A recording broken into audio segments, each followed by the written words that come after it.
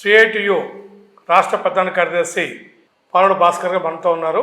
వారితో ఈ కొత్త ప్రభుత్వం నుంచి సిఐటియు ఏ విధంగా ఉండాలని కోరుకుంటుంది అనే విషయం మీద చర్చిద్దాం. నమస్కారం భాస్కర్ గారు. నమస్తే సార్. ఇప్పుడు కొత్త ప్రభుత్వం అధికారంలోకి వచ్చింది, రేవంత్ సీఎంగా. మీరు ఆ పరిపాలన ఎలా ఉండాలని మీరు సిఐటియుగా ఆశిస్తున్నారు?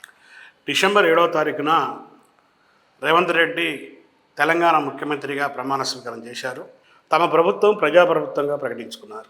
10 ఏళ్ల బీఆర్ఎస్ పాలనలతో విసిగి వేసారినటువంటి ప్రజలు బీఆర్ఎస్ ముఖ్యమంత్రి కేసీఆర్ నియంతృత్వం పోవాలని, స్వేచ్ఛగా కార్మిక వర్గం ప్రజల సమస్యలు వినేటువంటి ప్రభుత్వం రావాలనేటువంటి ఆకాంక్షతో కాంగ్రెస్ను అధికారం తీసుకొచ్చారు. కొత్త ప్రభుత్వం కొలువుదీరడాన్ని సిఐటి రాష్ట్ర కమిటీ స్వాగతిస్తూ ఉంది. కానీ అదే సందర్భంలో కార్మికులు, ఉద్యోగులు, ప్రజలు ఈ ప్రభుత్వం మీద ఏదైతే ఆశలు పెట్టుకున్నారో ఆశలకు అనుగుణంగా ఈ ప్రభుత్వం పాలన చేయాలని చెప్పి ముందుగా నేను ఆకాంక్షిస్తున్నాను. తెలంగాణ రాష్ట్రంలో 4 కోట్ల మంది ప్రజలుంటే ఆ 4 కోట్ల మందిలో 1 కోటి మంది కార్మిక వర్గం ఉంది. ఈ కార్మిక వర్గంలో సంఘటిత అసంఘటిత రంగ కార్మికులతో పాటు అంటే మీరు ఈ మీరు కార్మికుల ముందు లెక్క చెప్పారు, మంచిది.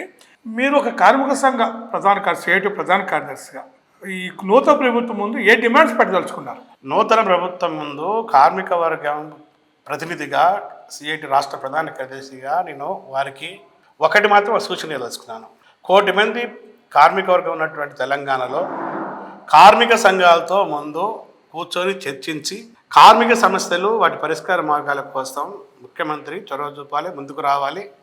తక్షణమే కార్మిక సంఘాలతో ఒక జాయింట్ మీటింగ్ పెట్టాలని చెప్పి కోరుతా ఉన్నాను. తెలంగాణ బీఆర్ఎస్ ప్రభుత్వంలో తెలంగాణ రాష్ట్రంలో అనేక ఇబ్బందులు పడుతున్నటువంటి కార్మిక వర్గం అనేక పోరాటాలు చేసింది. షెడ్యూల్ పరిశ్రమ సంబంధించినటువంటి పరిశ్రమలో పనిచేసే వాళ్ళు 1 కోటి మంది సమ్మెలు చేశారు, ఆందోళన చేశారు, గత ప్రభుత్వంతో పోరాడారు.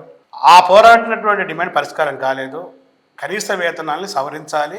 జీవోలు ఉన్నాయి, 5 జీవోలు వచ్చినాయి, వాటి గెజిట్ లేదు, వాటి గెజిట్ విడుదల చేయాలి. ఎన్నికల నోటిఫికేషన్ ముందుకు రోజు వరకు రాష్ట్రంలో అంగన్వాడీలు, గ్రామ పంచాయతీ కార్మికులు, ఆశా వర్కర్లు, ఐకేపీ యువలు, కాంట్రాక్ట్ ఉద్యోగులు, మున్సిపల్ కార్మికులు అనేక మంది సమ్మెల్లో ఉన్నారు, ఆందోళన చేశారు. ఎన్నికల నోటిఫికేషన్ తాత్కాలికంగా వాయిదా పడ్డాయి, పోరాటాలు నిర్వహించారు.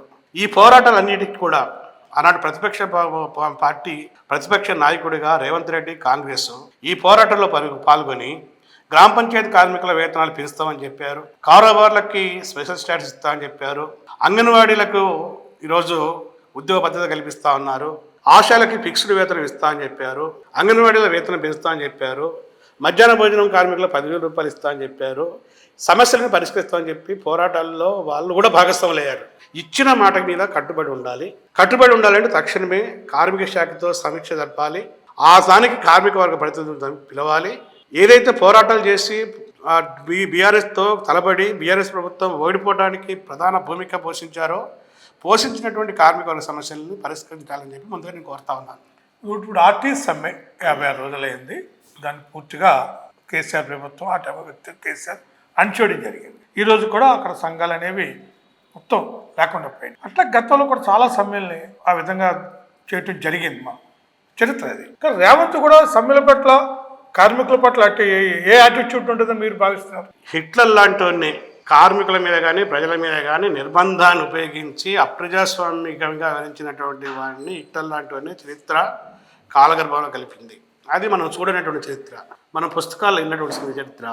కానీ మన కళ్ళ ముందు ఒక నియంత్రిత ప్రభుత్వాన్ని, అప్రజాస్వామిక ప్రభుత్వాన్ని మొత్తంగా హాంభావంతో వివరించినటువంటి హిట్లర్ లాంటి వాడే కాలగర్భంలో కలిసిపోయారు. అది మనం చూసిన చరిత్ర కాదు, మనం చరిత్రలో మనం చదువుకున్నటువంటిది, చెప్తే విన్నటువంటిది. కానీ తెలంగాణ రాష్ట్రం వచ్చిన తర్వాత ప్రజాస్వామ్య హక్కుల్ని కూని చేస్తూ కార్మిక సంఘాలని పరిధిలో తీసుకోకుండా కార్మిక సంఘాల మీద నిర్బంధం పెట్టి కార్మిక సంఘాల మనుగడకే అవకాశం లేకుండా చేసినటువంటి వాడు కేసీఆర్. అది మనం ఆర్టీసీ సెక్టర్లో చూస్తాం. సమ్మె చేశారనే నేపథ్యంతో కార్మిక సంఘాలు రద్దు చేసేసి కార్మిక సంఘాలు గుర్తించకుండా ఆయన తనకు దానికి అనుకూలంగా ఉన్నటువంటి భేదదారులతోని ఏదో వెల్ఫేర్ కమిటీ వేసేసుకొని ఏదో పబ్బం గడపాలనుకున్నారు. కానీ ఏ కార్మిక వర్గం మీద దాడి జరిగిందో, ఏ కార్మిక సంఘాల మీద అయితే నిర్బంధం జరిగిందో, ఆ కార్మిక సంఘాలు అవకాశం ఇచ్చినప్పుడు తన కసి తీసుకున్నాయి, గుణపాఠం చెప్పాయి, ఫలితాలు అలాగే వచ్చాయి. కాబట్టి దీన్ని గుణపాఠం తీసుకోవాలి. అయితే కాంగ్రెస్ పార్టీకి ఒక చరిత్ర ఉంది. కాంగ్రెస్ పార్టీ 100 ఏళ్ళు పైగా ఉన్నటువంటి చరిత్ర ఉంది. ప్రజలతో